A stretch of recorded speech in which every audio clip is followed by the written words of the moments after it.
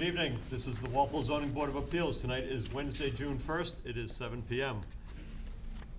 The first case we have is case number 2211, Wall Street Development Corporation for 9 and 15 Pinnacle Drive, map 19, parcels 182 and 183, comprehensive permit pursuant to Mass General Laws, Chapter 40B, Sections 20 to 23, as amended, to allow the construction of 28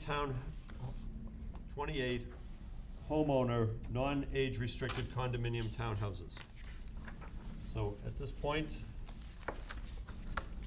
we can open the hearing, and the town of Walpole, this is similar to the one we had last time for the board.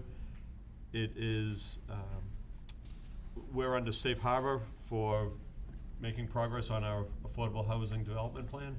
So could I have a motion to invoke and declare the denial of the Pinnacle Point 40B application is consistent with local needs as defined in 760 CMR 56.03 1B and 56.03.4 due to receipt of a certification of approval dated September 10th, 2021, issued by the Massachusetts Department of Housing and Community Development, certifying the town of Walpole's compliance with its housing production plan, approved for a 2-year period running from April 27th, 2021 to April 26th, 2023. So moved. Okay, moved by James, second by Drew. Any further discussion on this? So, I assume we have a number of people here from Pinnacle Drive in that area. Because the town of Walpole has made progress on our housing production plan, we have been granted by the state what's called safe harbor, and we're going to invoke that in this case. So all those in favor, please say, what's that? It would just be the 5 primary, I mean the 4 primary members. Why not just have Mr. Hegler sit in too? Just because it's not a decision Okay. in this case, so if it was a decision vote, then associated. Okay, with it. so it's just a majority vote anyways. Okay, so voting on this will be the regular members: Bob Fitzgerald, Drew Delaney, Jane Coffey, and I'm John Lee. Okay, all those in favor, please say aye. Aye. Opposed, abstained, so carried. Okay, we also have a motion to provide written notice of the board's declaration to the applicant in the Department of Housing and Community Development, and to continue the discussion until July 20th, 2022. Moved by Drew, second by Jane. Any further discussion on that? Just, you said continue the discussion to 2022. What Yep. discussion is that? We did that because the case has been opened. Oh. It gives us the option. Town council recommended. We did the similar thing Yep. on Darwin. Okay. So we want to. So if there's, it gives time for things to come back. But on the 20th, we'll be able to decide how to proceed with this. Okay. Town you. council advised on this. Okay, thanks. Any further discussion on that? Okay. All those in favor, please say aye. Aye. Opposed, abstained, so carried. Okay. So if you're here for Pinnacle Point, that wraps it up for tonight. Okay. Next on the agenda, we have a couple continuances.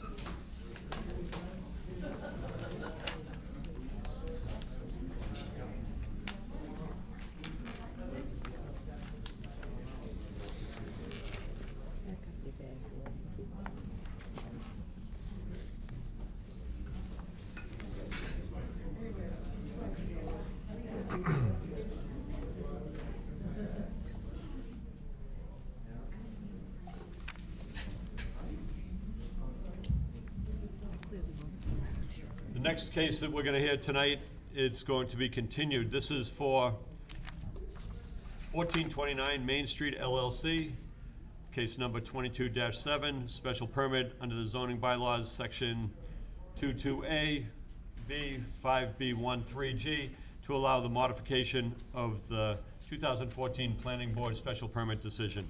So at the request of the applicant, they have requested a continuance until July 20th, And with an extension of time, we need an extension of time. Mr. Chair, I believe that's, you might be looking at the clock tower project. So this is, it was an email from the applicant's attorney, Christopher Alpine. Yep. Dated May 31st. Right, and he says to a date in July 2022, and the only date we have is July 20th. And I just wanted to build in a buffer of time to continue the case. Oh, You know, keep it open just so, why don't we do until July 20th?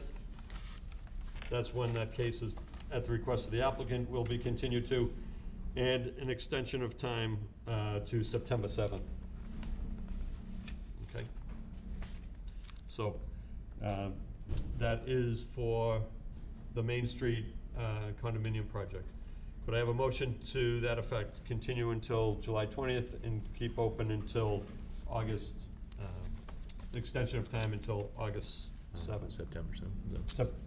You're right, September 7th. So moved. Okay, moved by Jane, Second. second by Drew. Any further discussion on that? All those in favor, please say aye. Aye. Opposed, abstained, so carried. Okay, so that case is continued at the request of the applicant. Next one is what we call the clock tower, case number 22-4 for 132, 136, 140 Washington Street, special permit for a 3-story, 6-unit mixed-use residential development within the business zone. And the applicant has requested that be continued until August 17th and an extension of time until September 7th. Could I have a motion to that effect? So moved. Moved by Jane, Second. second by Drew. Any further discussion on the clock tower? All those in favor, please say aye. Aye. Opposed, abstained, so carried. Excuse me, were you here for the clock tower project? Okay. I just want to make sure people were notified in advance if that happens. Okay. So, next we have 137 High Plain Street. This is High Plain Holdings LLC, special permit under section 5B13G of the zoning bylaws to allow a 3-story, 10-unit mixed-use residential development within the business zoning district. So I understand the applicant is with us tonight. We've had a new set of plans that have been submitted, and we have some comments from the fire department, and let's see where we're at on this proposal. Great. How you doing, everyone? Good. I don't think we've ever been up in front of you, but you've seen us a few times. I'm Andrew Litchfield, 14 Old Mill Road in Norfolk. I'm Anthony Monahan. We're very happy to be here. We were starting to get the feeling that these meetings were sort of going the wrong direction. So Andrew and I wanted to speak tonight. Just so happens Dan, our engineer, got COVID over the weekend and can't be here. Some of you might not be disappointed in that, but you know, we wanted to come anyways and present what we've done over the last month. We feel like we've made some good changes in the right direction, and we've spoken to the neighbors. We want to make something work for everybody, and we just want to present what we have, and hopefully we can make a project that everyone loves. So this is the updated rendering here. Since we've last met, we made a reduction from 10 units down to 8 units.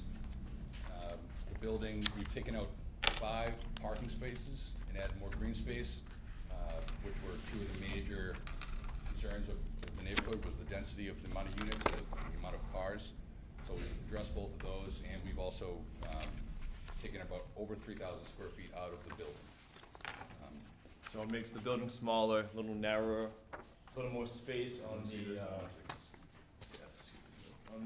right-hand side, or left, right-hand side of the building if you're looking at the building. And also, you know, getting rid of those units opens up the drive aisle for the fire lane, and the fire department, I think, you know, judging from his letter, I think helped address a lot of his concerns, which I know were big ones. So it opens up a little more space. We're able to move the trash away from our neighbor at 183. We still have the buffer of the 26 feet, and then, you know, addressing the concerns of where the snow removal is gonna go. There's a couple of shaded areas where that snow removal will be going, and yeah, so, you know, we feel like reducing the building size, the amount of units. I was able to go around and talk to a few of the neighbors. You know, obviously, there's still concerns around the density. And, you know, I think coming here, we want to show that we're trying to work with everyone. I know Anthony spoke to our neighbor behind us. He had concerns about the balconies, about it being 3 stories. And I think to just make a quick point on the 3 stories, you know, although it is 3 stories, it is still only 35 feet, which, you know, a typical colonial, the colonials across the street are between 32 and 35 feet. So it's not that it towers above those where there's an attic space above it. And then, you know, the roof line. Can you go to the rendering, please? You know, and showing that roof line, you know, we completely understand. It is 3 stories, but I think what we're trying to do is with this design, minimize that effect from the street, and fit into the neighborhood as best I can with it being a mixed-use building. So, you know, with that said, kind of want to open it up to everyone.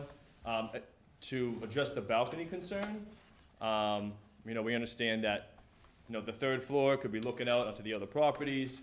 You know, if that's a major concern to the neighbors, it's something that we're willing to get rid of those balconies on that 3rd floor, so that it's only balconies on the 2nd floor, so they're not as high up and, you know, looking into the other properties.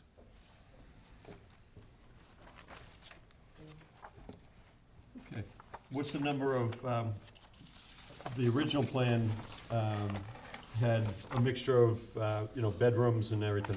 What is the, this new plan, and I'm looking at page A11 on your plan set. I want to get a feel for, So, yes. what, have you just made bigger bedrooms and, you know, increased kept the square footage of the structure the same, but just, you know? No, so the square footage of the structure came down by about 3,100 square feet. So about a 20% reduction in the square footage. In the square footage or the foot, well, okay, 20, And the footprint also got smaller. We basically just, the unit sizes stayed the same. We just got rid of those units. There's still 2-bedroom units. 2 of the 2 bedrooms are 2-bed, 1-bath. The other have 2 baths. Also decreased the size of the commercial space, since it's supposed to be a 2-to-1 ratio. So that gets rid of an extra parking space as well. So that's why it's 5 parking spaces that we're able to get rid of, add green space, make the drive aisle a little bit bigger. So there is more of a turnaround for the fire department. And then our neighbor is concerned about the Amazon packages, and I think we can all attest to this. They're going to do what they're going to do. What we can do is just provide as much convenience as we can. And there is actually a spot in the back left of the property for delivery. And we can put signage up there as well, and kind of let that be known to the Amazon drivers, but we obviously can't control them. Oh, and then one other point I wanted to make was the use of the commercial space. So that was a concern of our neighbor across the street as well. We know there's going to be some residential here, but what's going to be the commercial here? And we can tell you our plan as of now is to have it as professional offices, to have it as an office for Anthony and myself.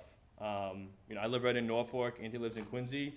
Probably going to move closer here anyways. And, so we're not here to build something and say, see you later. We want this to be a space that we go to as well, and I think that'll help address concerns of maintaining the property as well, so. Okay. We also talked about affordable units. Yeah, so with that 8 affordable units, with the 8 units, we are gonna provide 1 affordable unit. Okay.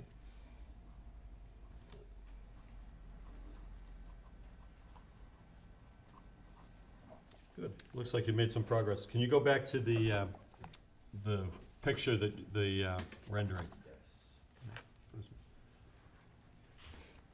So we're trying to get our architect to get a better angle. He took a few pictures and wasn't able to get them to us today.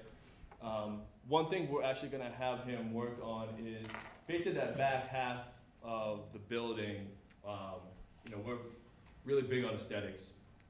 We wanna be able to, kind of offset how big the structure is by making the back area a different color, maybe like a white or an off-white. So it kind of creates a little bit of a contrast. We're able to show you that today, but, we can work on those future renderings for sure.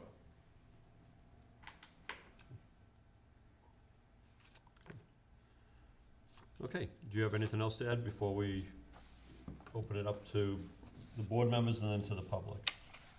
I think that's it. That's it. Good, thank Thank you. you. Okay,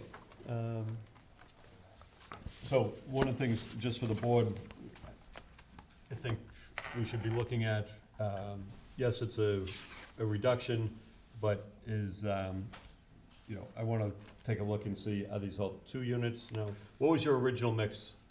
They've always been 2 bedrooms. All 2 bedrooms, some with Correct. 1 bath, some with 2 baths? Yes, so this is a configuration of 6 2-bedroom, 2 baths, and 2 2-bedroom, 1 baths. Average size is about 850 square feet. Largest being, do you know? I don't think anything's over 1,000 square feet. I can look really quickly, but maybe about 950. Okay. 890. 900. 890.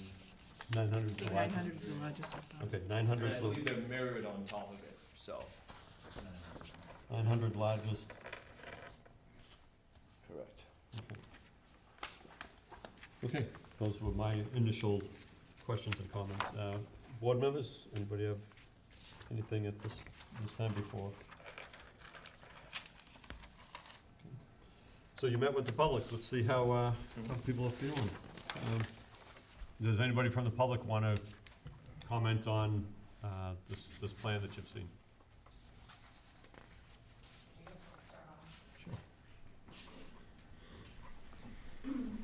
Mr. Chair, members of the board, thank you for the time that you've put into this, and I very much thank Andrew, I was going to say Mr.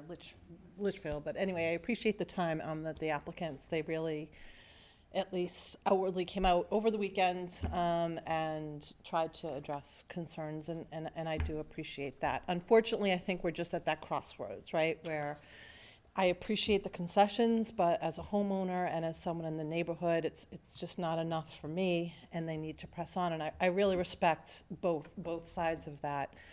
The way I see it is, as proposed, it is contrary to the zoning act. It's a project that is increasing congestion in the area, it's decreasing public safety, it's decreasing the light and the air that's available, it's overcrowding of the land, and it's decreasing the value of the properties around it, and is not, at least, the most appropriate use of the land as proposed. We discussed potential alternatives, make it 2 stories instead of 3, withdraw the application and go for a variance instead of a mixed use. There are a number of alternatives that the neighbors have tried to talk with the applicants about, and it's just not something that I think the applicants are interested in for their reasons, which are also legitimate. But at this point, our neighborhood's at a breaking point. We've got the Dupree project, or whatever, 8 or 10 single-family homes happening up the street. the middle school, which is gonna triple the amount of traffic. The next phase of the Pennington project, which is increasing traffic down 27. There's another construction project that looks to be about 8 to 10 single-family homes right on Washington Street. And that's just some of what's happening around us. And the traffic study took the peak hours and cut them in half, right? Rush hour isn't just 7 to 8 or just 8 to 9. It's generally 7 to 9. It showed a decrease, the traffic study that was submitted showed a decrease in the grade of the intersection. So that is an objective, so to speak, measure of congestion and traffic, and a decrease in the quality and the public safety at the intersection of Washington and High Plain. And it wasn't reflective of the weekend conditions and the realities of our living, where we're each sitting in driveways for 10 minutes at a time and not able to get out. And you're talking about not 10 single-family homes. You're talking about the mixed use, which is really the issue. It's 10 apartments who aren't permanent residents, who are transient, in theory, could be transient residents of Walpole. The moving in and out, the deliveries of 10 additional homes on top of the commercial space, which, while professional space is what's proposed, there's no guarantees and there's no conditions in the permits for that. And so then you have the increased traffic and trash of the commercial space, and I don't believe there are even visitor parking spaces for the 10 units, or the now 8 units. And so where are all those cars going to go? I think the Amazon delivery, thing has been vetted more than once, but the day after our meeting, I was working from home, and I saw an Amazon delivery truck pull up to my neighbors across the street, and there they did. They parked right in the travel lane, and 10 minutes later, the Amazon truck pulled up to my home and parked right in the travel lane. And I saw nearly 2 accidents in the space of 15 minutes' time. And now you're adding 10 residential home plus professional businesses to that. So the traffic study assumed a lot of things that aren't necessarily the realities, and including more permanent residents, including professional space that's not guaranteed, and wasn't reflective of the neighborhood on the weekend and on the time when we're seeing lots of traffic. The study didn't consider the additional delivery vehicles, moving companies, and the use of driveways adjacent. The sidewalk, the only sidewalk on High Plain Street for these 3 times of the students that are coming and the parents that are coming, is on the project side. And I think that that's an important component. You're going to have all of these children going up and down the street. We have fire concerns about the ingress and egress in the driveway. They're crossing double lines. Students are crossing. And you have, again, 10 homes plus businesses.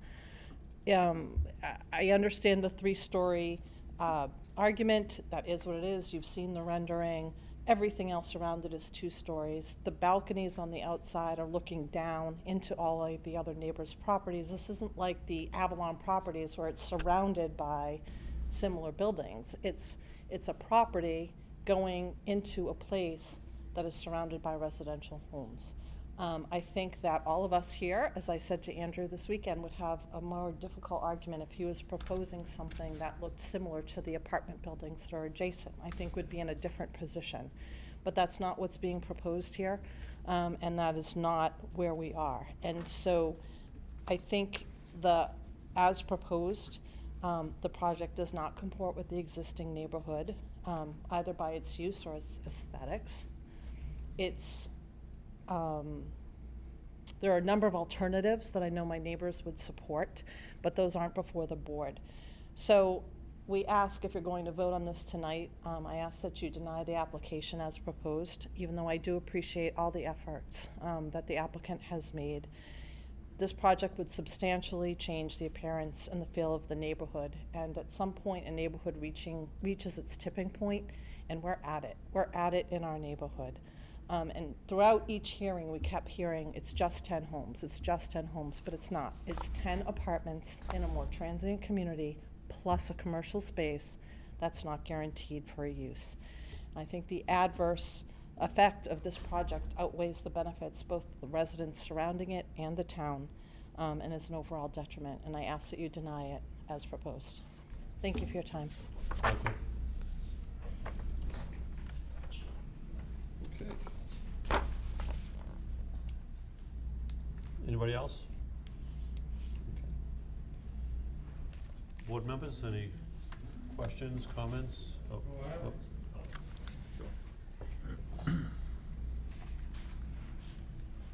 Hi, so just wanted to clarify something. I haven't met the applicants, kind of maybe they met my neighbors. I work from home, so I'm usually home all day. But anyway, so as my other neighbor mentioned many times, so kind of it's going to be a 3-story building which is completely out of the whole neighborhood. There is no 3-story building in High Plain. In picture it looks pretty, but we know for sure that it's not going to be the same when it's going to be built up. So we have kids there. The Amazon truck, I kind of need to kind of start renting my space there, because since I started working from home for last 2 years, I see Amazon truck just stop in my drive there, delivering packages to the neighbors, or sometimes they just stop there, stay for 10 minutes, and they just turn back, go whenever they're trying to go. So kind of this is going to be a different story, but the biggest concern is that it's going to change completely our neighborhood. We have a mix of residential plus commercial. We don't know what's going to be on those commercial. We don't know. Also, the biggest concern for us as a neighbor is all those proposed 8 units are going to be rentals. Our neighborhood have been living there for a long time. I've been almost 8 years. I found my other neighbors there living there for a long time. Rentals people, okay, we don't have anything against them, but kind of we don't know who is coming, who is going. Do they have any problems with the system? Kind of if there are any molester kids, I don't know what's going on there. So it's a renter. So I have daughters, so I want to make sure that it's not someone is buying the home. People come, people go, it's a different story there. So we don't know who is going to manage the property, who is going to live there. Our proposal, okay, we understand these guys have made an investment also to make some money. You can make a good profit there if you build a multi-family or 2 single houses. There's a lot of space to do that. Now commercial plus 8 units is not 10 anymore. Still is not going to change a thing for us. So kind of, I understand their frustration. We've been here for all the meetings. It's been for a very long time. But the idea is that kind of, if you hear all the neighbors, we are all against this project. So we'd like the guys to think that and take that in consideration. So there are too many projects going on in a small neighborhood that kind of, when we have the middle school now, including all the kids, so kind of there's too many things going on. So please vote no. Thank you. Thank you.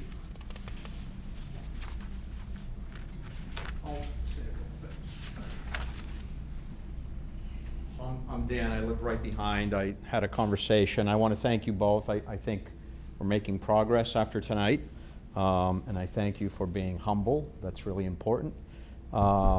But I still think, based on what my neighbors are saying as well, I just feel that, looking at population density in the area, I still think we're not there. I think we need to reduce further, quite honestly. I think we're looking at still a lot of units. I think the 3 floors is still a bit much, and I think the building is still not, aesthetically, is not looking like other properties in the area. So I think that's something we need to address as well, given what I've just saw here. I think we need to make it a little more aesthetically pleasing to look like other colonials in the area, and I think that's possible. So I'm asking for a further reduction, and if that's not possible, then I would also concur to deny the project at this point. Okay. Thank you.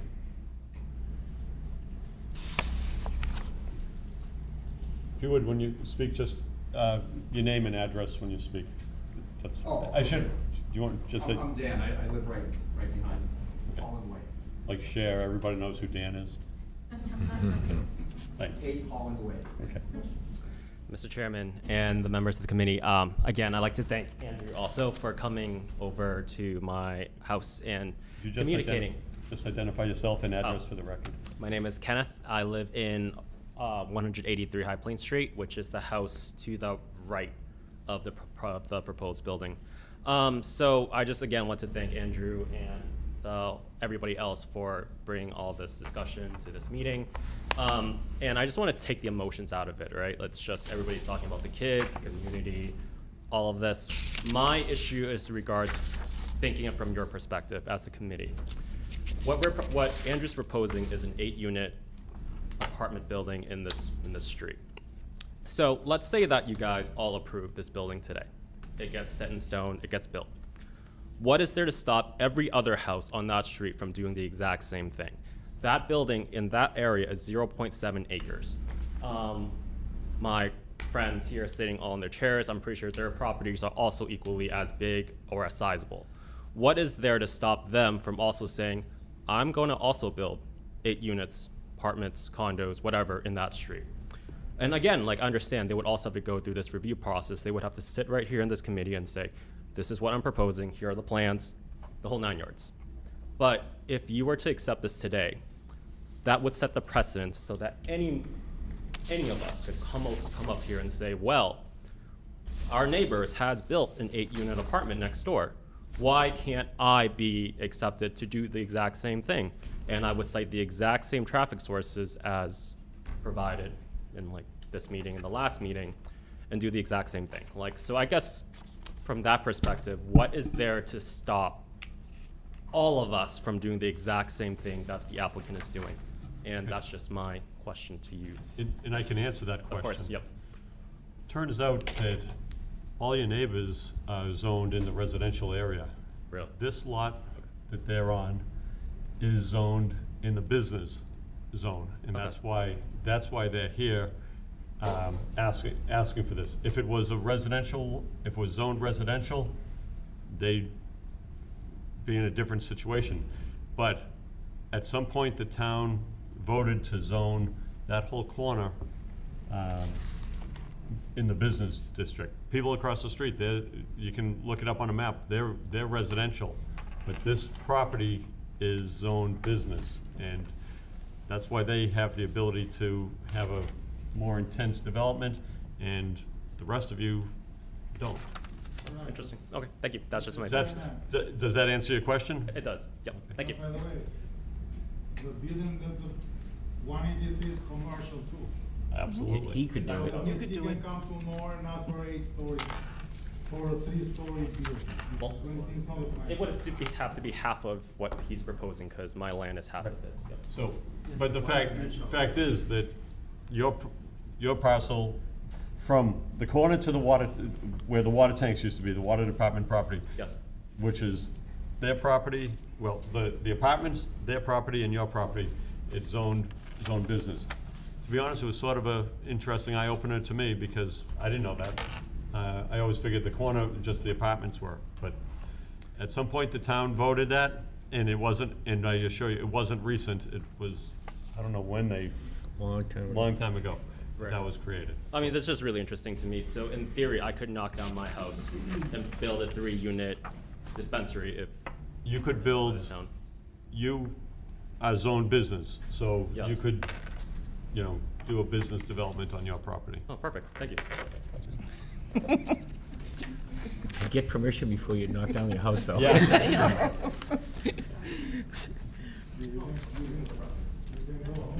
Okay. Anything else? Yeah. That's why we came to the neighbors. We appreciate their concerns. They're the ones living there. We're not living there. So I think we understand their concerns. I just want to make one point about the apartment building on the corner of Washington and High Plains Street, which is 16 units. I know it was done a long, long time ago.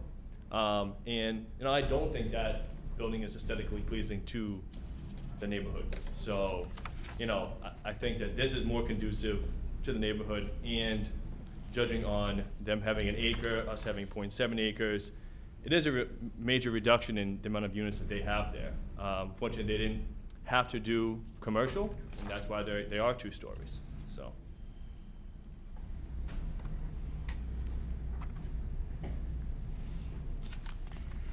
Paul? Being the newbie, the letter from the fire department, can someone kind of translate that? Are they, at first I think they're saying this is good, but then I see some things that it's not acceptable. Okay, so I read this today also.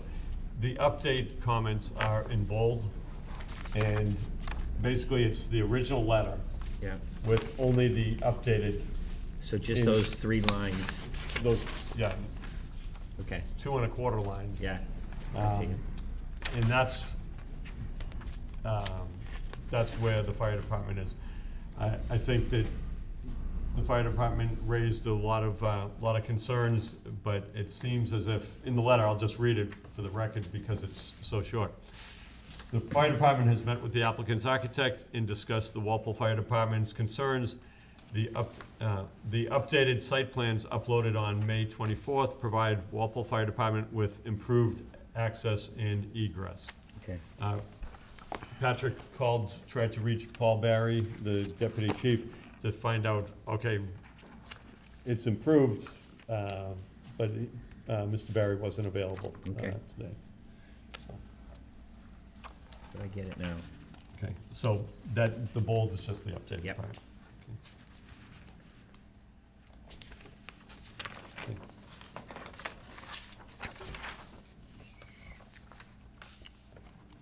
Okay. Okay. Anybody have anything else, Bob? Yeah, well, I appreciate the outreach. I think it's always important when applicants and the neighbors can have a conversation. It doesn't always lead to 100% agreement, but I think I just want to applaud you for reaching out and having those discussions and voicing your concerns. I guess I'm looking at this as, focusing on what the requested relief is. And the special permit is to allow residential use on the top floor of a commercial building, at the top. And so I think the question, while there are questions around the height of the building and its overall size or location on the lot, all of those items comply with the current zoning bylaw. So, and I think further discussion could be had on the design of, like you're saying, contrasting colors or things that might soften its impact when viewed from the street. But because those comply with the zoning bylaw, I don't think those are grounds that the board can or should consider in terms of whether to approve or not, like whether the building's too tall. They propose something that complies with the bylaw, so I think that sort of speaks for itself. And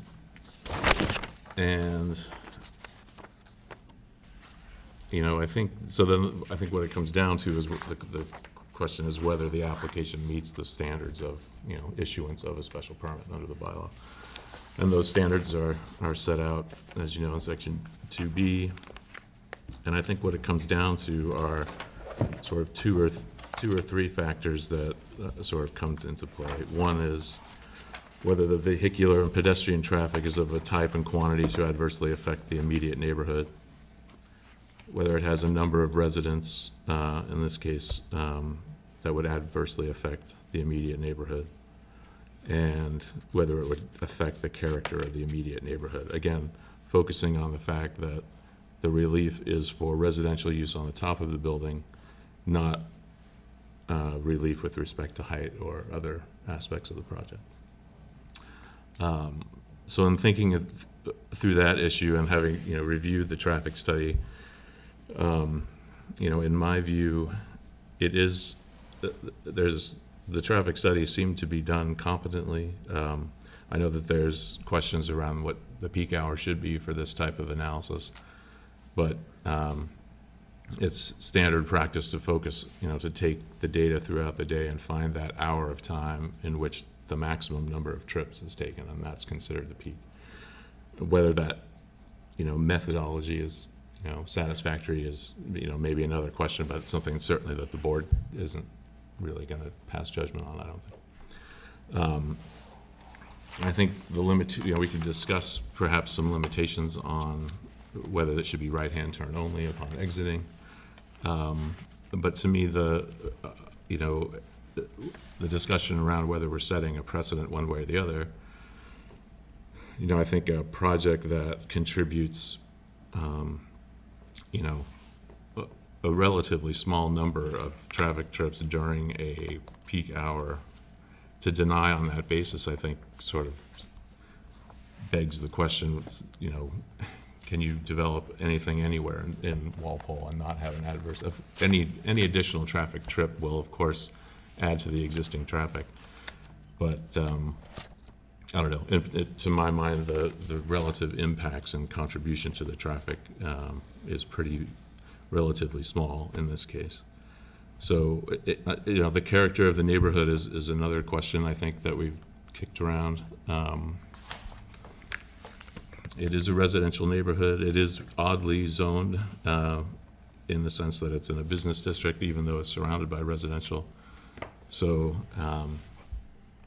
it is certainly, that's just sort of an artifact of the zoning, and that's, again, something for town meeting to pass on if they wanted to change that. That's not something we can really, we just have to take it for the way that it is zoned. So I don't know, overall, I don't think I'm strongly opposed to the project. But those are just my thoughts at the moment. Okay, thanks. And just so people understand, what we're looking at is the special permit, and it's, as of right, they can build a commercial building on the property. And the only question is, about the apartments. That's what it comes down to. And I think at the last time, Judy made the point that, well, the apartments are really what makes this work. And so that's why I think we've seen the applicant go from 10 units, down to 8, for whatever reason, But that's what the zoning board should be looking at is, how can we make this so that people have the right to use their property consistent with the bylaw, and how can we protect the neighbors as best we can?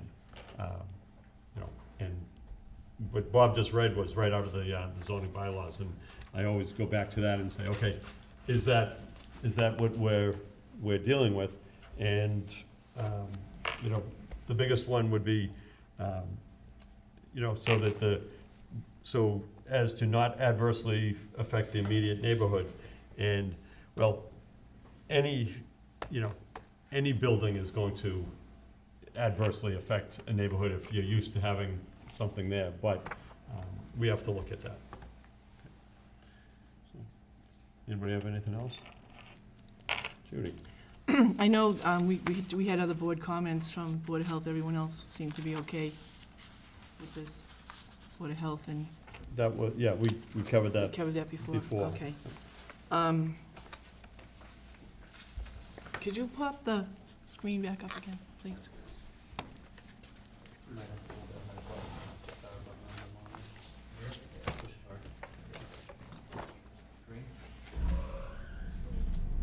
Yeah. What are you looking for? The picture, of the rendering. I didn't realize it went quiet. Screensaver, okay. Put it up on your computer. And as this is coming up, one of the things on the traffic, and I'm sure other board members looked at this, it's not working in the neighbor's favor, unfortunately. It's a busy road, so 10 more, or now possibly 8 units, that's not gonna make a big difference when you think of the thousands of cars that go along Route 27. Does it contribute? Of course it contributes, but, you know, it's a small percentage, very small percentage increase. What I looked at on the traffic study was the site distances to make sure that a person can come out, pull out, and in and out safely, which I still have concerns about the yellow, the yellow line right there. And particularly, I went and saw the site. If you look at the plans, it's actually, and I don't even know what they call it, the expanded yellow line where the lane starts to drop. And I know at the last time, the applicant's engineer said, well, you know, we'll get that, you know, we'll get that changed to something. Well, that's a highway issue. So there's concerns about people, you know, exiting and, you know, getting in and out with the intersection within probably about 150 feet or so. So that's one thing that I think we still have to figure out how that can be done safely.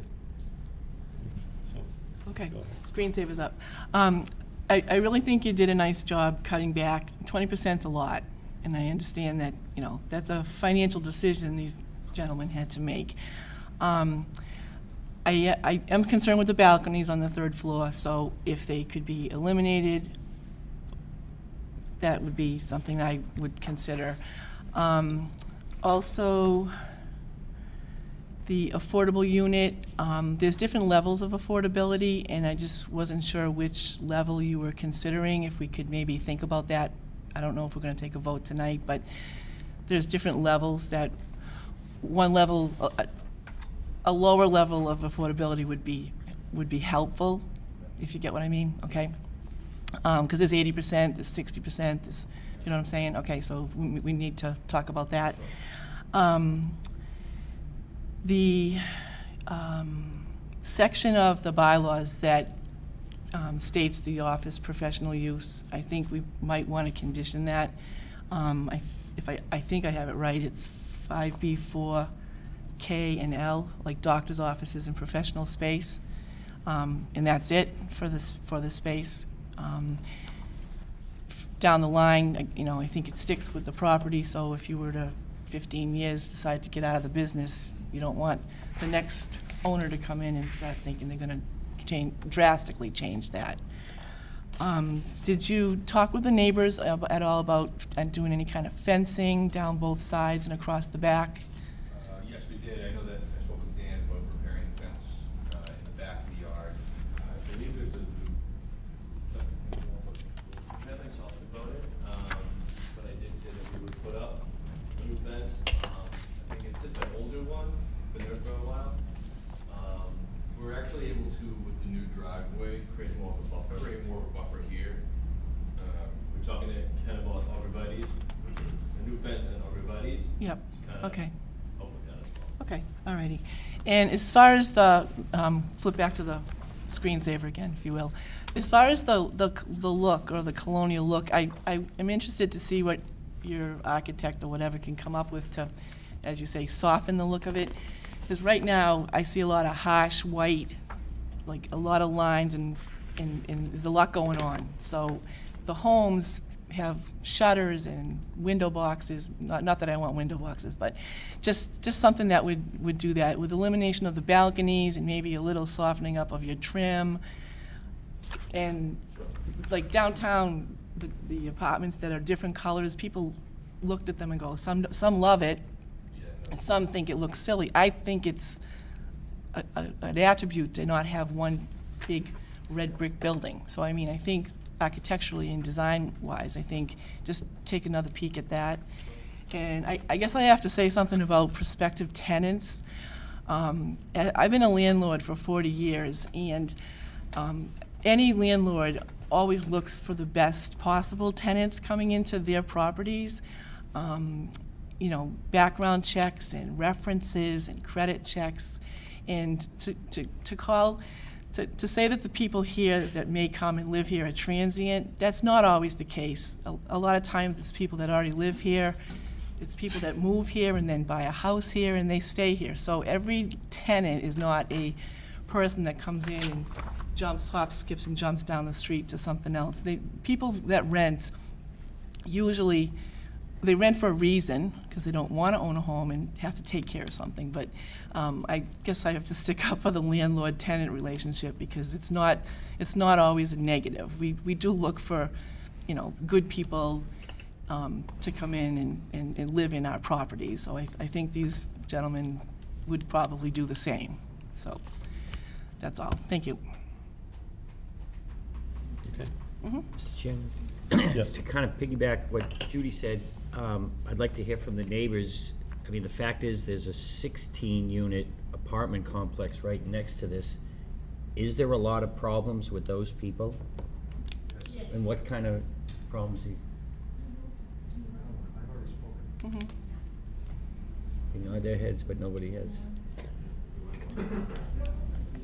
And you know what, Yeah, it's not the thing, yeah. we don't, that's not the property we're talking about, and I think that, Well, let me say a few words then, since someone's gonna speak, I'll speak. so, The character of the neighborhood. There are some problems there. I think I've shared a photograph, which I can share with all of you, particularly around trash. The bins get filled there. There's a trash bin. It gets filled to the brim. There's trash all over the place. Mattresses are thrown there. There's a lot of people moving in and out. Again, I agree, I'm a landlord too, so I look for the top when I rent, but it's just part of the rental. People come and go. They leave their trash there. They leave their, futons. There's a lot of that goes on there, particularly during the winter with the snow, because there's no place to put the snow, so the trash just piles on. I have pictures that I can forward to all of you. we all go by it, I've seen it myself. Yes. I know exactly, I know right where the dumpster is. Yes. And if you look, yeah, your point's well taken. So that, that's a big issue, everything, just aesthetically. That's a big concern, particularly since it's gonna be right behind my house. And then obviously, there's been a lot of police there, throughout the time where there's been, we've heard through the grapevine, I'm not, I don't have, this is just rumors, there's been some stuff No. going in and out of No there, rumors. so I'm just gonna leave it at that. Do you want particular examples, Mr.? There's gatherings in the parking lot, there's musics that are brought out at the lot, I get that marijuana is legal, but there's plenty of drugs, smoking drugs out in the lot as well. There are gatherings out at the lot, one can only assume it's because there may or may not be enough room in the apartment, or, a baby sleeping inside, so gather outside. No one is against a reasonable use of a property, right? And to the extent that my calling a community transient offended the board, I apologize. My family are also tenants. Not So offended, just, The point was, it didn't take into account the potential for the moving, the comings, the goings, the Amazon. But have there been problems? Absolutely. Loud music, gatherings, and the people who are exiting, and the traffic and all the turning around. There's kind of like a, I don't know what we call, not a Sally port, that's a police station, a carport. And there's lots of U-turning and backing into High Plains Street from there. So those are just a few examples of what I witnessed over the last 4 to 6 weeks. And Mr. Chairman, I appreciate the comments from Judy. I think fundamentally, whether it's a rental unit or a home ownership unit is not a zoning question. It's whether it's a residential use, regardless of what flavor. So, yeah, I don't think that would be a basis, for conditioning or denying. Sorry. Sorry. I was just saying that whether it's rental or home ownership is not a zoning question. The use that's allowed is residential, and there's no further distinction between whether it's rental or home ownership.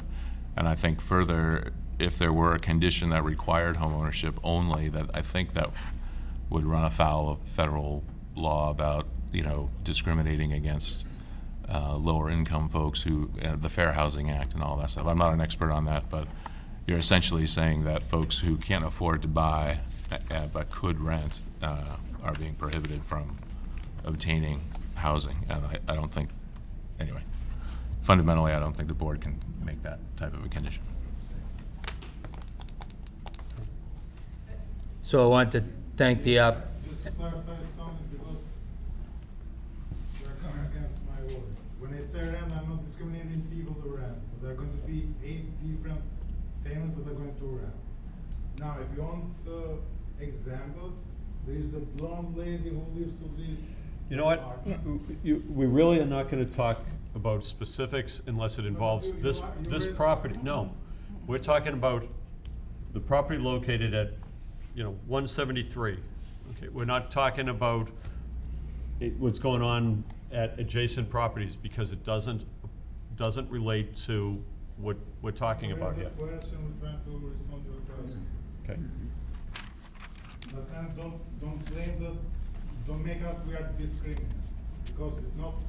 I'm not saying that. All the No. rentings, but the I'm. As the I mean, chairperson, will I have with to, numbers. I just try to, Probability is that if you have 8 rentals, not all of them are going to be committed to the neighbor. Let's say it different way.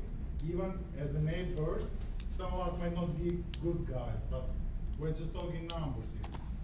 Out of 8 new neighbors that we're going to have, maybe someone might be, I don't know. maybe, okay? Yeah, but So- we're saying the ownership. Yeah, just to clarify, I'm not saying anybody is discriminating against anybody here. I'm just saying that as a board, we cannot impose Yeah, that type of a condition. in all your meetings, all your kind of, you always be in favor of these projects, all the time that you have spoken, you never take in consideration our. Yes, our- okay, so, You as a that- person, just nice, this board is taking everybody's comments yeah, I know. sincerely and seriously, I never and, heard the guy to say something, just Okay. we all told people. okay. I'm sorry, and That's- just so that my comments, because it has effects for me in other ways that I don't want to. Just come to the microphone so everybody can hear you, please. And just to clarify my comments, because the last thing I am is discriminatory. Right.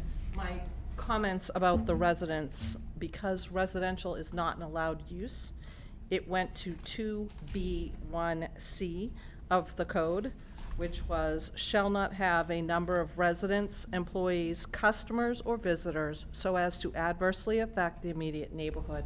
And that is the reason that I brought up the residents. Okay. Thank you. Okay. So, anybody else have any comments from the board? Yeah, sorry, Drew. So, I just wanted to thank both the applicants. The reduction in units, the affordable unit, and the increase in open space is certainly something that helps my decision as far as allowing residential units on top of a commercial use space that you have. One of the major concerns that I've raised from the beginning is allowing people that may be residents of your unit to try to enter and exit the property while you have commercial tenants trying to enter or exit the property onto that roadway. And you don't know your tenants yet, we don't know your tenants yet, but I certainly wouldn't want to vote on anything that would potentially put at hazard a potential resident of your unit to be living at that property. So when I look at the special permit request and I think about the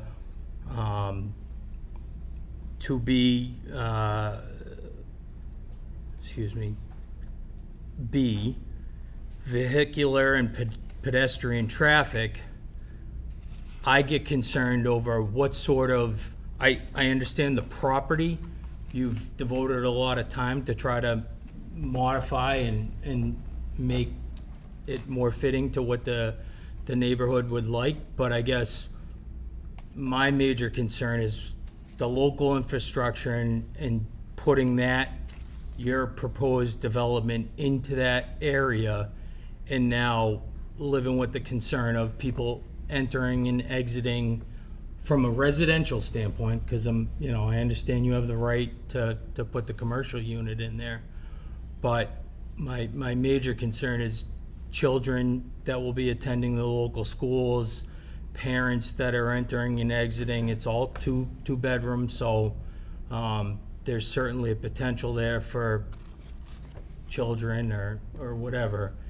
And I guess from my perspective, I just would ask you to look at or figure out a way to try to help that infrastructure or assist in making sure that the residents of your potential project are safe when they enter and exit this project that's proposed.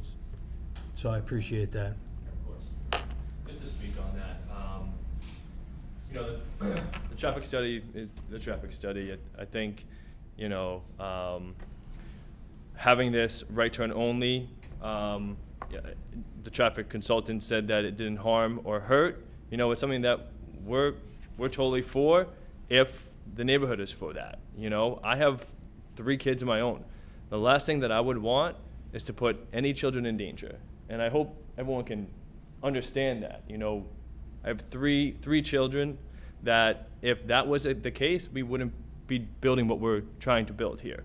So adding more signage between the driveways is something we're definitely open to. Having, you know, kind of that flashing light, stop light is something as well. So, you know, we're open to making that entrance and exit as safe as possible. So we hear you. Thank you. Yep, one of the things, the traffic engineer even, and in this plan, it shows a no left turn sign exiting the property. But there's a problem with that. That's not realistic. You know, that is, in fact, it's probably more dangerous to have the sign there because you know if somebody's going to the middle school, they're gonna take a left. So, question is how, you know, how can this be done safely, as Drew said, as you said, and all the neighbors said. Okay, so I don't think we're ready to close this tonight, and here's a few things that. I had a major concern. Okay. The letter Just from come to the fire- microphone, please. The letter from the fire Just please department. identify A yourself. Holland Way, Name and address. Maria Luigi. I just said the A Holland Way. So my major concern is the letter from the fire department. The fire department doesn't say, the fire department only says improvement, but never said that they are agreed. So I would like to see the letter for the fire department to be agreed with the project. My concern is this corner. Like you say, if you see the double line here, there's not enough space when you come in to turn.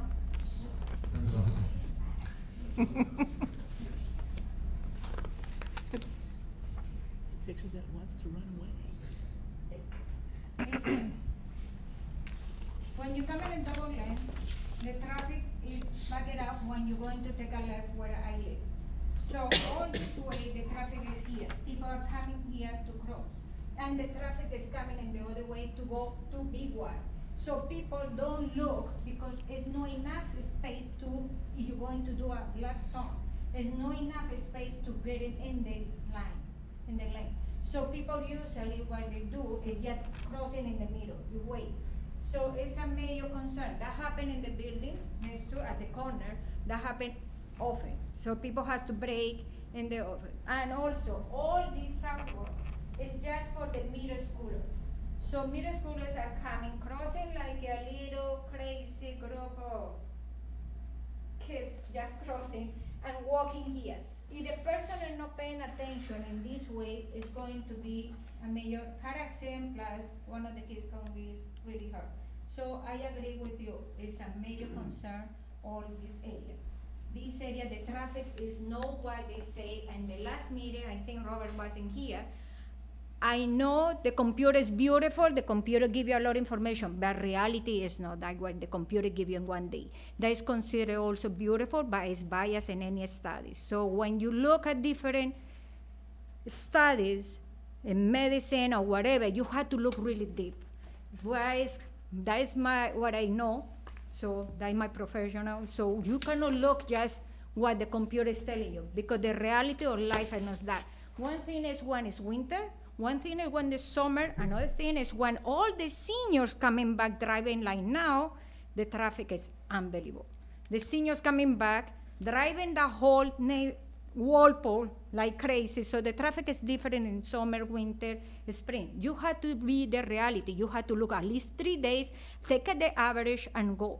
But you cannot do a traffic study for 1 day and we don't know if that day is the considered lower number of cars or the higher number of cars. You really need to do a little bit more to understand, and you need to live in the neighborhood to understand what is traffic. And you understand what is a busy road, see the kids going out when it's a half day, crossing the street. It's a lot of small things. Then you need to put it together. So that is a concern. The balconies, I used to be a rental before.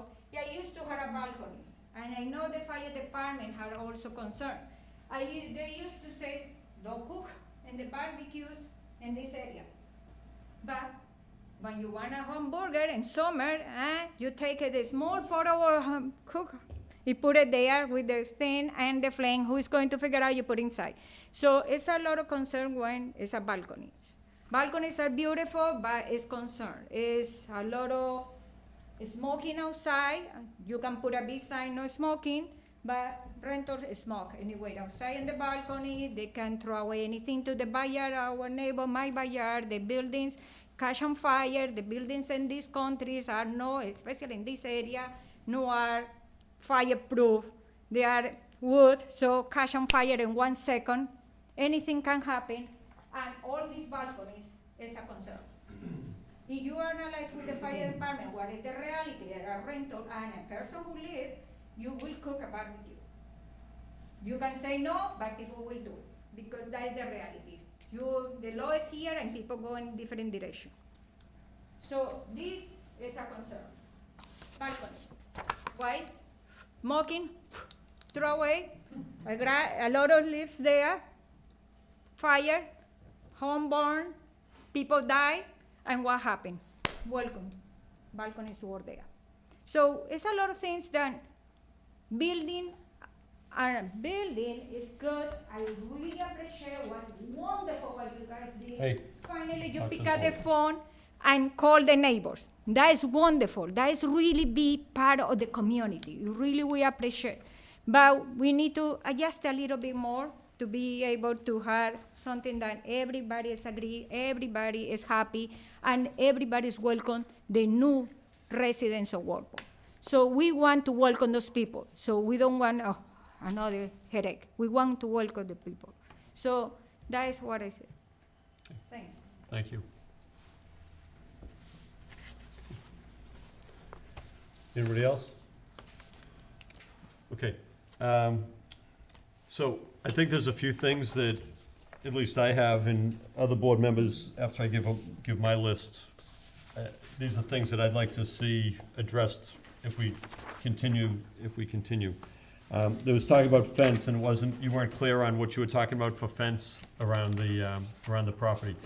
If we could know exactly what you're talking about 6-foot vinyl, stockade, wood, whatever, but the exact fence that you plan to have on this.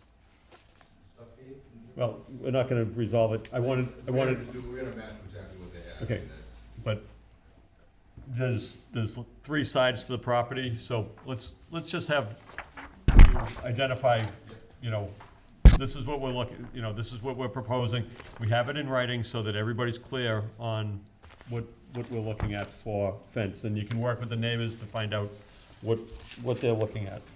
The other thing that, again, Judy brought up tonight was the affordable unit. If you do go, and it does get approved, what would be the affordability? You seem to understand there's different levels of affordability Yeah, I'll have to check on that, and I could, with Patrick. with Patrick, but, and you know, relay that to you, the different levels, okay? So that everybody's clear, it's not just, quote, an affordable unit. What does it mean is in perpetuity, things like that, okay? I was gonna say, I could speak to that just a little bit in terms of what they're addressing with an affordable unit. So, if you're proactively providing an affordable unit, there's a certain, section and chapter of state general law that you need to follow. What essentially amounts to is, first of all, the affordable unit would have to be no less than 80% of the area median income, which this board is very well familiar with that, which is determined by the United States Department of Housing and Urban Development. And affordability is assured for a period of not less than 30 years through the use of an affordable housing restriction as defined under Section 31 of Chapter 184 of Mass General Law. So there is certain provision of law that if the board, if this goes this route, would be a condition of approval. That they would need to follow that specific section of Mass General Law in order to that. It has a affordable restriction rider Okay, with it. and again, let's Yeah. get that nailed down, and things such as the 30 years, it should be in perpetuity, not 30 years. Well, the law is at minimum 30 years. Right, but perpetuity is 90 years. 99 years. So, let's, again, we'll, Oh, yeah. when you say minimum of 30 years, well, what does that mean? Minimum of 30 years? Well, we're saying You want perpetuity. perpetuity. Yep. Right, so, or perpetuity 90 years. The other one, I think on the revised plans, it should show I think there's concerns about the decks from the neighbors. We're not gonna get involved with whether people smoke out there or not, that's not the zoning board's position, but there was some talk about removal of decks from the third floor, and I think that's something the neighbors wanted, and that's, if you can do that and show that on the plans. The other thing, it was already mentioned, a revised visual. What can you do to make this look, more like the character of the neighborhood? Yes, it's a large structure. You have the right to build a large structure, but what can be done to get that, fitting the character of the neighborhood better?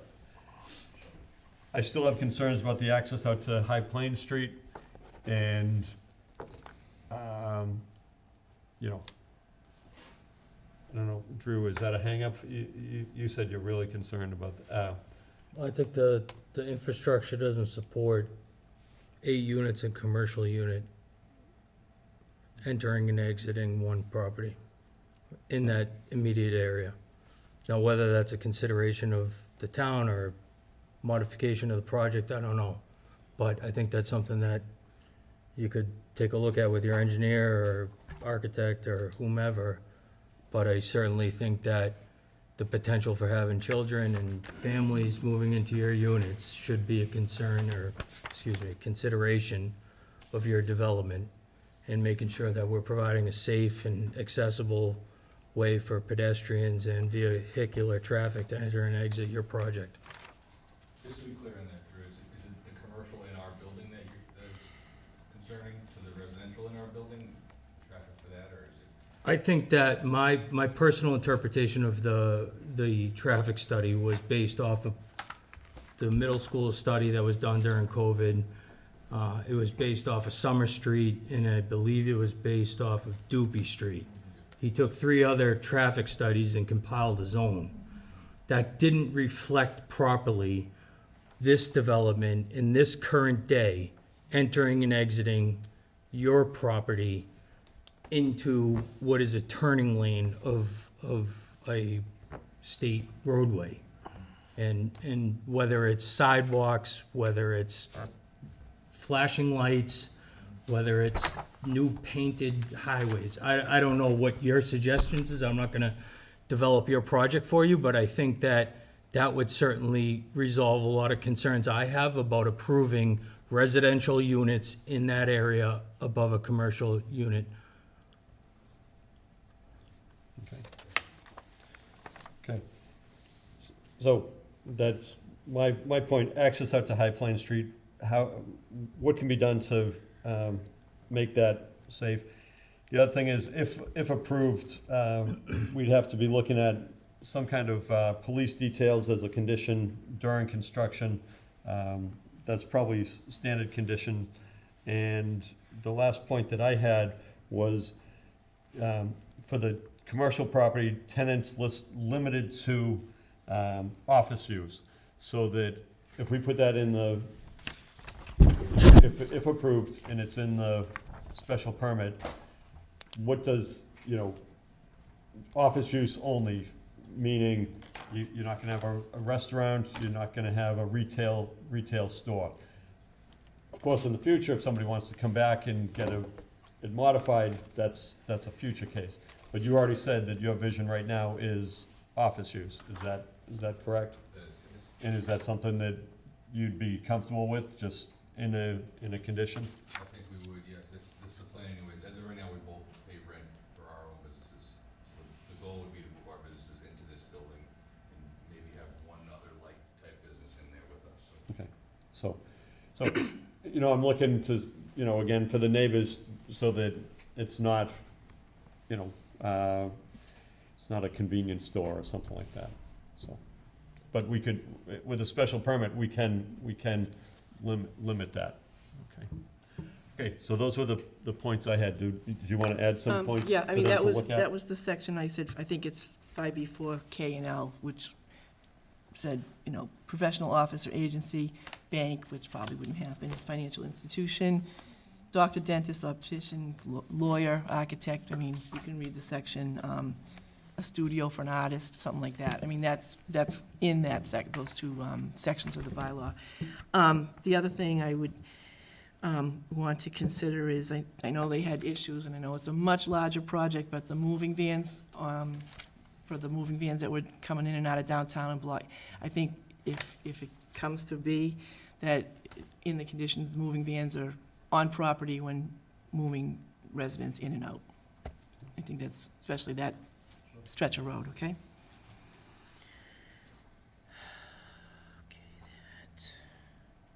And just one more question. With the reduction of the commercial space by 20%, you just said most likely 2 spaces, 2 office. I mean, I'm looking at the size. The space about 3,700 square feet. Okay, So we're figuring probably 1,000 square feet per. yeah, okay. So not more than 3. Would you be okay with not more than 3? 3, not more than 3, okay. Okay. We have to have, I think, some common space in there too, so, on that first. Right, okay.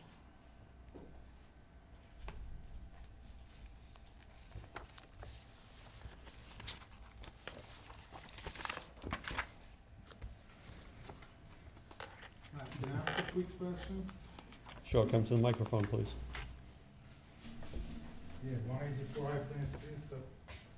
Does the board also has timelines? Let's say if you give the permit, is in your kind of jurisdiction to give a timeline for the building? Because let's say if they start to do the construction, but they get bankrupt, I don't know, it doesn't have the money to do the construction, it's going to be a 3-month project, a 2-year project, and trying to figure out how much noise we're going to hear and for a very long time, or kind of we live there, so.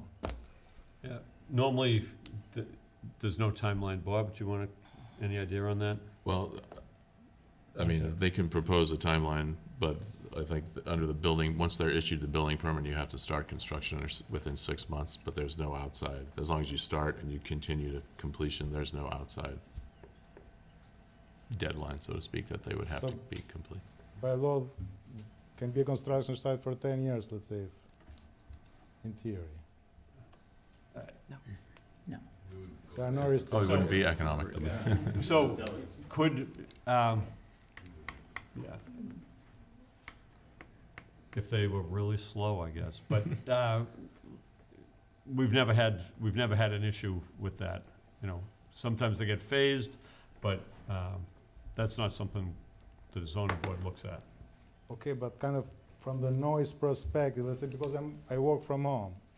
So kind of, let's say, the construction starts and all of this noise, so is anything that can be done, or should I hire a lawyer kind of to get some money because of the noises? I'm trying to figure out, does the board have some limitation on the construction timelines, or is day, night? So, we do have, in the town, there's limited hours of construction that, are allowed. I don't know off the top of my head, does anybody? I believe it's 7 to 7, Seven, yeah, 7 to 7. 7 to 7, Monday to Saturday, I believe. I don't know off the top of my head, but the general bylaws yeah, cover that. the general bylaws outline when construction's allowed in town. And do you have any limitation on the noise, or is just? No, and by the way, if this was if your neighbor puts an addition on their house, it would be the same thing. Right, there's a different project if someone else had in law, or different projects want to add a whole new building there, so kind of, the noise, my guess, is going to be different, so. Okay. Okay. I think I would just add one other thing, Mr. Chairman. I think it is fair to get a more concrete position from the fire department Yeah, that's what I was on gonna say. access and egress, rather than just saying that it's improved, but that the, you know, turning radius analysis and all the things that they typically look at are acceptable, as opposed to just improved. And that's, you'll check with that? I can talk with Deputy Barry. I think he's out for a few days, but Yeah. you know, providing this is continued to a future meeting, it should be able to meet with him before then. So, board members, do you have anything else that you think the applicant should be looking at? So, we've outlined a number of points. I think, I think we're real close on this. I think that, I'll get you, neighbors, you might not be thrilled, but the fact is that we're gonna try to make this the best possible, protecting your places, and that they have the right to do something with the property. Yes, sir. Question. I live right just across from the project, 174 High Plain Street. Just identify yourself, please. My name is Vasil. And so what is your thoughts about exiting from the property? So it's gonna be only right So, turn, or that's what, so no left turn? that's what, there's a plan, in their plan that was submitted, it shows, right, it says, stop sign, stop line, no left turn sign. The problem with that is, people are gonna ignore it, and. Because I already have a problem exiting from my house. I need to make a left turn from my house. I need to cross 2 lines to go towards Big Y. So that's because to me it's very big concern. Because I have 2 kids, and I always having problems to go to school bus when school bus stop, going to OPR school. And I always cross with 2 kids, 2 lines. Sometimes cars stop, sometimes they don't stop. And I mean, to me, in general, I don't think that project fit in that spot because it's too close to the light. You're saying it's not gonna cause much traffic, but to me, I'm living there. I always having problem with kids to go biking or walking, and I think sometimes after work I need to go do my grocery shopping, and traffic staying from my house, right from that spot, from that from my house actually. Traffic all the way to Old Post Road, to that light. All the way from that light to my house. So sometimes I keep waiting to make a left turn because of so much traffic. I'm living there for 5 years, especially traffic increased recently since they built those Pennington condominiums and in downtown Walpole, so many condominiums. And to me, traffic, I think the biggest concern, and safety. Okay. So, Yeah, it's a concern of the board. You heard us, that's one of the things that, on my things that we still have to look at is access out of High Plains, out to High Plains Street, just as you're saying. Yeah, it's a concern. so it's gonna be only exiting. I don't know what it's gonna be, but what we're recognizing is that it's a concern. You've just said you live across, you have to go across 2 lanes to go to Old Post Road School. I get it, we can see right on the plans, it's, this is difficult. It's very difficult, Okay. especially for neighbors. Me, Eve, I mean, they live right close by, and my neighbor. Yep. It's- We all live in town, we all drive it, you know, we know. I live there. Yeah, you And live we it are every day. And we are all taxpayers, Yeah. the town, and I think, guys, you guys should count our thoughts, and because I hope you feel we have counted your thoughts, and we're Thank trying to work to get something that protects you and also allows somebody to build what they have the right to build. okay, thank you. Okay. Sure, come on up.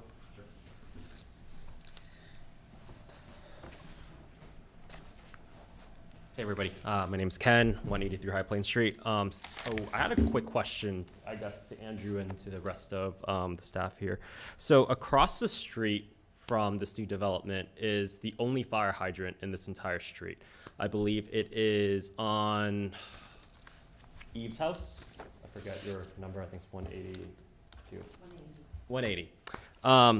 So from Google Images, it looks like it's a red hydrant. My understanding is that the red hydrant is the lowest flow capacity of 500 gallons per minute.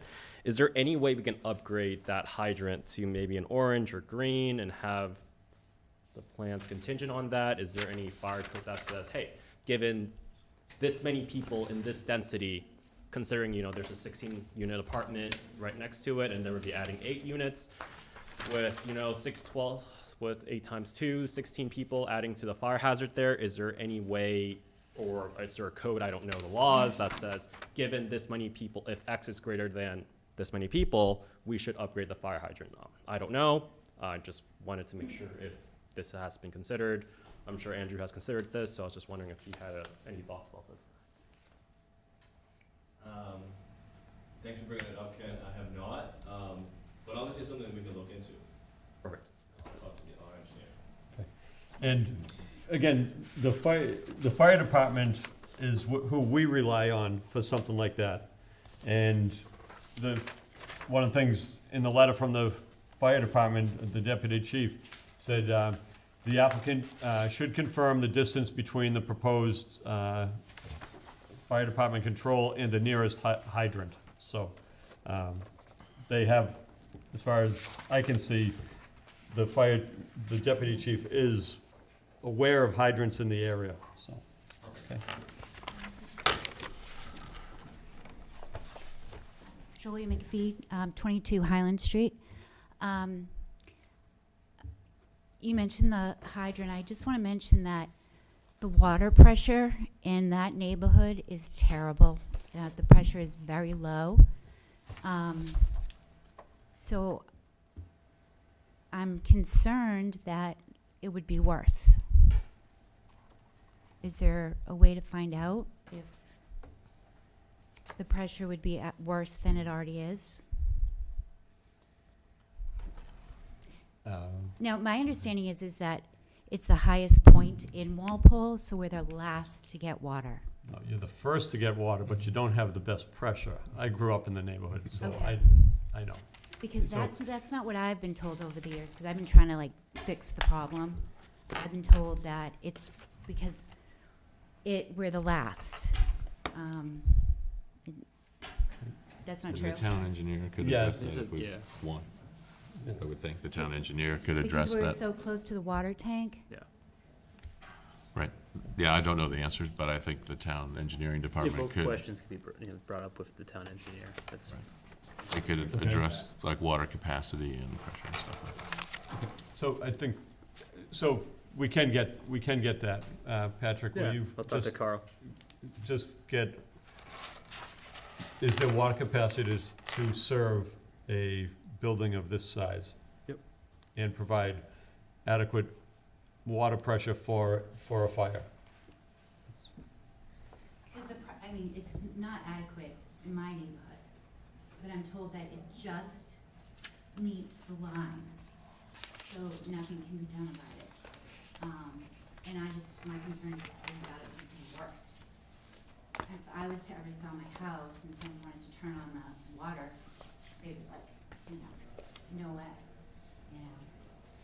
And all the neighbors complain. Okay, so what we'll look at is, we'll find out if there's adequate water pressure to service this building, this proposed building. Okay. Okay. Anything else?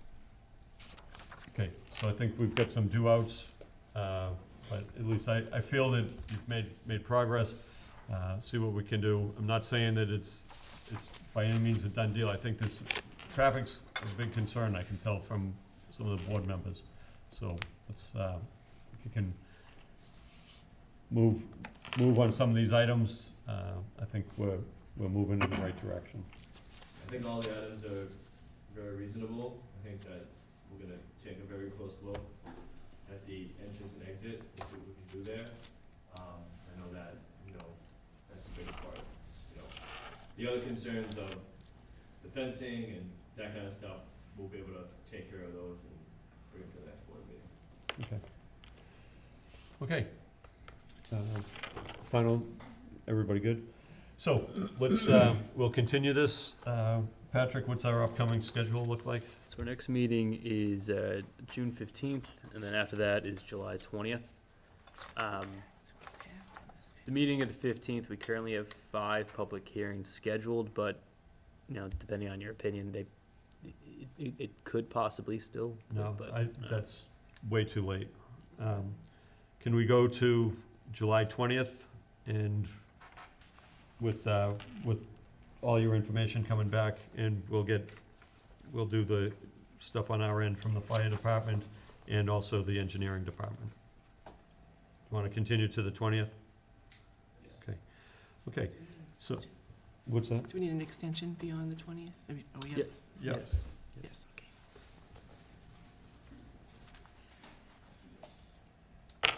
Should we have the engineer do a draft decision or anything like that for the hearing, or? Have the engineer do it? I mean, Dan, our, I don't think, We can have a draft, based upon the comments, a draft decision ready for the board to Okay. discuss as well. Okay. I know your practice is usually to keep the hearing open before, you know, up until the decision, and then close to make the decision, so. Yeah. For that upcoming meeting, I could have So, a draft ready. yeah, you can work with Patrick on that, but, yeah. So the draft decision is pretty much would be standard, like standard conditions and things like that, but we want to be specific on things that we've talked about here, you know, referencing plans and things like that. But I'm not saying it's not a done deal, you know. I think there's still. Now, are there any circumstances where, you know, those 5 on June 15th, you know, 1 or 2 don't end up going and we're able to get on for June 15th? We can't do it like that. And the reason we can't is because we have to do it as on the agenda, public notice, and all these people are planning on being here on July 20th. Okay. At the request of the applicant, could I have a motion to extend until July 20th at 7 o'clock here at Town Hall, and extend the time on this until August 17th? Moved by Drew, Second. second by Jane. Good with that? Okay. Any further discussion? And voting on this will be, this is just an extension, regular members. All those in favor, please say aye. Aye. Opposed, abstained, so carried. Okay, so we'll meet again on July 20th. Okay, next, next we have the public hearing has been closed on Burns Ave, but we have deliberations and a possible vote. So, on that, let's, find the agenda. Mr. Chairman, Yes. I will be recusing Yes. myself as Okay. I am a direct butter to the project. Okay. So, the next case we have is case number 20-21, Wall Street Development Corporation, 48 Burns Ave, and also Union Street, and Brook Lane. On remand from the Housing Appeals Committee, request for project change amendment to comprehensive permit under Mass General Laws 40B. And this is for an amended project to include Brook Lane, 40 units in 8 buildings. And this is just for decision, discussion, public comments will not be taken as the hearing was closed at our last meeting. Okay, so we've had a draft decision. It's circulated to the board members. Should we wait for Mr. Delaney Yeah. to return? Okay, just wait. Okay. So we're gonna just wait for Mr. Delaney to rejoin us, but. Patrick, just procedurally, I think we said voting on this would be the 4 regular members. Yeah, you can go with the 4 regular members on this. It's a simple majority vote either way.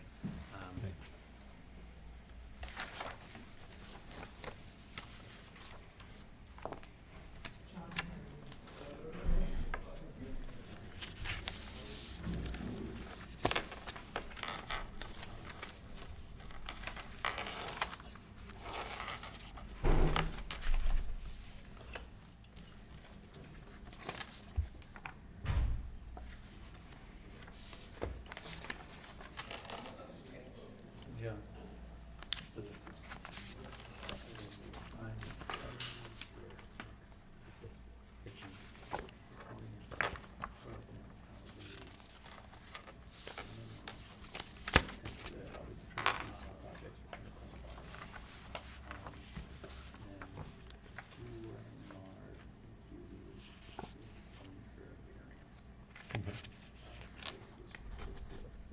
Right now, I guess probably 5, so.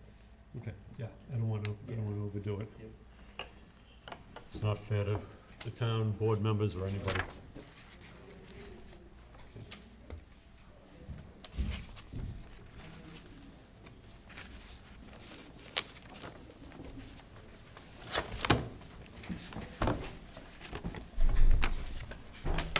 Okay. Yes. So one of the things we have tonight is I wanted to just talk about the waivers and where we're at on this case. We've all seen the draft decision, and the draft decision is for a denial because the applicant has not provided the board with the information that we needed. And the applicant told us that they would provide it, and it was not provided. So, we have the waivers, everybody should have the package with the waivers and the draft decision. And one of the things I did ask, and it's sort of questionable whether we need to do this, but I asked to have a lot of the information about the hearings put into this. That way, if it is appealed, people can see that the zoning board has spent a lot of time on this, has reviewed this project fairly, and it really comes down to the fact that the applicant did not provide information that we needed to make a decision. Patrick, do you have anything to add on that? No, so I mean, I believe it briefly kind of went through from the opening to the close of the hearing. If that's something that you want me to kind of elaborate or to expand on. I think the only reason to just briefly, just so that it's in the public record. Yep. And if anybody's watching at home, they can see that, you know, the zoning board, timeline-wise, we've done everything. Do you want to just mention where we're at timeline-wise? Yeah, I mean, so obviously, if we recall that, February, I believe, of 2021 is when the board first denied this modification due to the disagreement on peer review. That went back to the Housing Appeals Committee. Housing Appeals Committee, long story short, denied the applicant's request for summary judgment, as well as belief that the board had not adequately rendered its decision in the appropriate time frame. So effectively, HAC denied the applicant's appeal and remanded back to the board to open a public hearing no later than December 6th. The board appropriately opened the public hearing on December 6th. At that time, we sought to get professional civil engineering peer review from Tetra Tech, which was stipulated in the Housing Appeal Committee's summary judgment decision. The following meeting, on, I believe, January 6th, we received that, we received a quote for peer review from Tetra Tech. We came to an agreement with the applicant, and then we put that, we notified Tetra Tech to begin conducting review. A review was conducted for and provided at the February 16th meeting. At that time, it was determined both by town staff as well as the engineer that the plan that was provided did not accurately depict the most up-to-date plan. So after the board had originally denied the modification back in February 21, the applicant continued getting their order of conditions with the Conservation Commission, followed by the superseding order of conditions with Mass DEP, which effectively, long story short, 2 of the units on one of the proposed buildings were in an area of degraded riverfront, so they had to be moved. The applicant provided us a plan that put those units back in the place where they were not supposed to be, so we effectively were like, hey, we can review this, however, everything is pretty much, contingent on you giving us a plan that you can actually build, not a plan that shows those 2 units in that location. So, subsequent revisions were provided by the applicant in terms of stormwater management report, a updated site plan, lighting plan, turning radius plans, as well as just a brief memo that was provided February, I want to say 23rd or 24th, right after the meeting on February 16th. So we met again on March 16th with the peer review agent as well as the applicant to provide his review of that revised plan.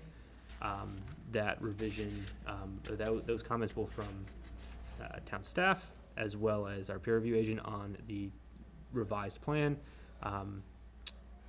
Depicted necessary changes that were needed, and the board requested effectively changes from this revised plan for the May 4th meeting.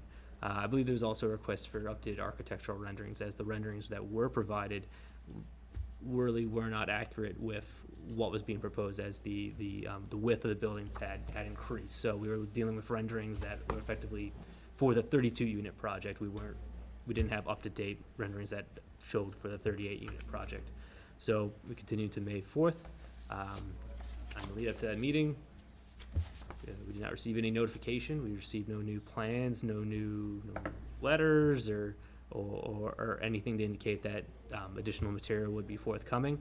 So as we went into the May 4th meeting, we effectively had what was provided last time. We didn't have any new comments. We didn't have any new things to review other than what we had previously received on the March 16th meeting.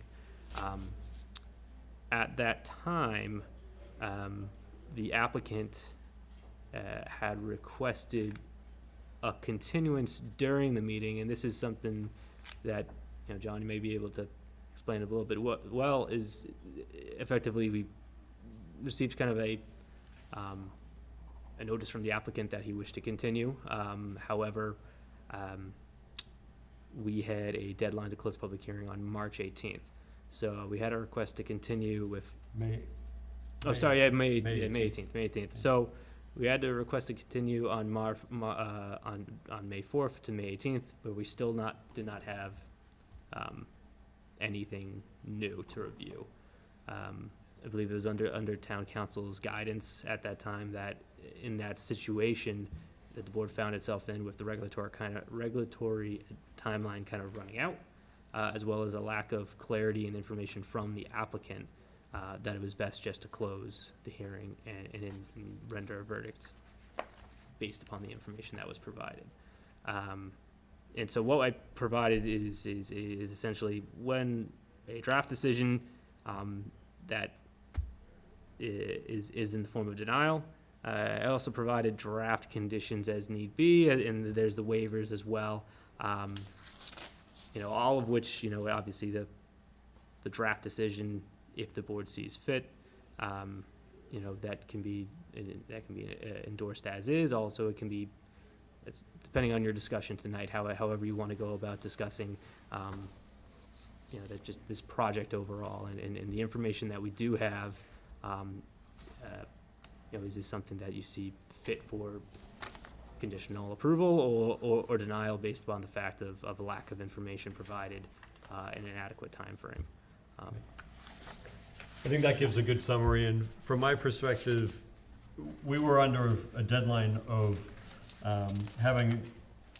closing the hearing by May, what was the date? May 18th? So May 18th, and that was after so I forgot That about was, this. that was ordered, we had been ordered that, We had and the applicant did not provide information that we could Yeah. review by that point. So we had 120 days per the HAC summary judgment. Our HAC's remand order gave us 120 days from the date of the opening of the public hearing on December 6th. We did receive one extension from the applicant to May 18th. And so, So, this has been a long process. It's dealing with a comprehensive permit that we've already issued, and this is a modification for it, but we don't have the information that we needed, and the applicant was aware that we needed that information. So, does anybody have any questions on the draft decision? Are people okay with this? I'm okay with it. Okay. I had a few, suggested edits, but overall, I think I'm in agreement that, effectively, the applicant hasn't responded to reasonable information requests, and so would be inclined to deny on that basis as well. What are the edits that you'd like to see? So, just for clarification purposes on paragraph 7, Yep. it talks about filing of a motion for determination that project change was constructively approved. I just want to make it clear that that was submitted to the HAC and not to the board. correct, yeah. Right, just for clarification. So why don't we just say? So just say with filed with the amendment Housing in Appeals support Commission. to the Housing Appeals. And then on paragraph 8, the same thing where it says the applicant filed a motion, I would just insert with the HAC for summary decision. Because the board was not involved in the resolution of those. Yes.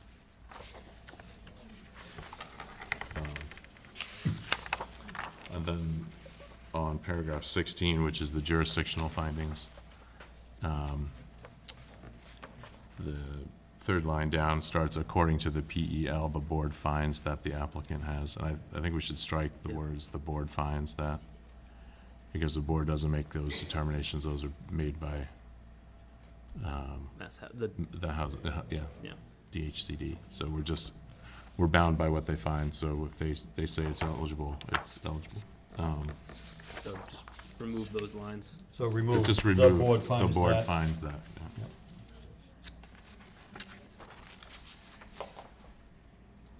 yeah. And then on paragraph 26, at the end it says, extension of the deadline to close the public hearing for the, and it says comprehensive permit. And I think we should say there, the notice of project change. Okay. Because as I see this procedurally, we approved the original project. There's an existing comprehensive permit with conditions and waivers associated with it. This is a notice of project change to amend that comprehensive permit. Correct. So we're not issuing or denying a comprehensive permit. And were we to deny this project, I don't think there's a need to really review waivers and conditions associated with this notice of project change, because we're not approving it. We would impose conditions if we were approving it. We would grant waivers if we were inclined to approve it. But all of those conditions that we imposed in the original comprehensive permit would still stand. So, Thanks. And I just wanted to have the waivers with us. Yeah, If there was no, any I get it. discussion I on just- that yeah. for tonight, so, but thank you for those edits. Anything else? Okay. So procedurally, this will be the regular board members, Bob, Drew, Jane, and me, voting on this. And so, the hearing's already been closed, so we don't have to do that. So now it's just a vote on the decision on notice of project change for property located at 48 Burns Ave. That's how it's classified on this. And we all have this draft decision in front of us. Okay, so, did we have wording from town council how to word this? Because I think I can do it, but. Yeah, no, I mean, I under the last page of the record of vote, it's basically, you can take a motion to approve the decision as written, effectively denying the notice of project change, if that's what you feel like doing. The one thing I may just for simplicity's sake, so I followed the similar format of having all signatures for all board members. It I've may got just that. be better to. I've already got it in here. Yeah. The second thing we're gonna vote on is to have the clerk sign for the board. Okay. Bob, you available Yeah. to sign? Yeah. Okay, okay. So, this is,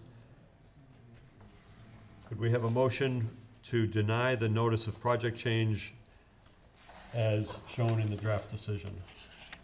So moved. Moved by Jane, Second. second by Drew. Any further discussion? This is subject to the minor corrections that I've offered tonight. Yep, subject to the corrections on that, which I've already made on mine. Thank you, Bob.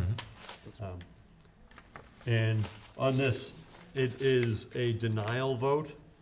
So if you're in favor of denying, you will vote aye. Okay, so because this is, the motion was to deny the notice of project change. Okay, everybody comfortable with that? So if you are in favor of denying, you'll vote aye. Okay? Okay, all those in favor of denying this notice, do you have a, I'm sorry if I missed this. Who offered the motion? Who seconded? oh, Sorry. by Jane And- and Drew Okay. seconded it.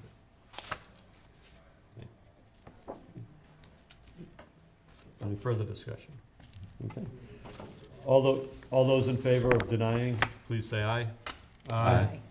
Opposed, abstained, so carried. Okay. So that is denied. And the last thing we have is some minutes. Oh, Don, did you mention? Oh, you yeah, wanted to you're right, I got motion it right to here. have- So, could I also have a vote, could I have a motion for the clerk to sign for the board this notice of project change, the denial decision? So moved. Okay, moved by Bob, Second. second by Jane. And this would be, so Bob can sign it for the whole board. All those in favor, please say aye. Aye. Opposed, abstained, so carried. Okay. Good.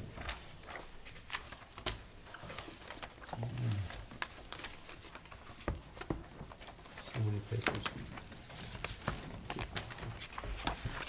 Okay, the next item we had was minutes review from the May 4th meeting. And I just saw these tonight. When were these sent out? I believe last Wednesday. Okay, I just didn't get a chance to review them, so. Did other board members get a chance to review them? To be honest with you, no. Bob, did you get a chance to review them? I was not present for that meeting, so I didn't. So you didn't bother.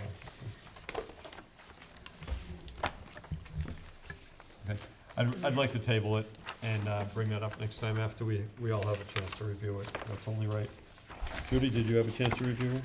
I did, but it was so long ago, I would rather table it and Okay. review again. Okay, yep, no, that's fine. Okay, The last thing on the agenda was upcoming meetings, so we've got a pretty busy schedule coming up over the next couple meetings, so I know everybody does their homework on these, so thank you, everybody, keep it up. I appreciate everybody being here tonight. Just had one question. So all these several new ones, is there any way you can upfront say they have so many minutes to present so we can? No, okay. We don't, that's not the way the zoning Okay, I board just was runs it. just You mean wondering. having, like, time allocations? Yeah.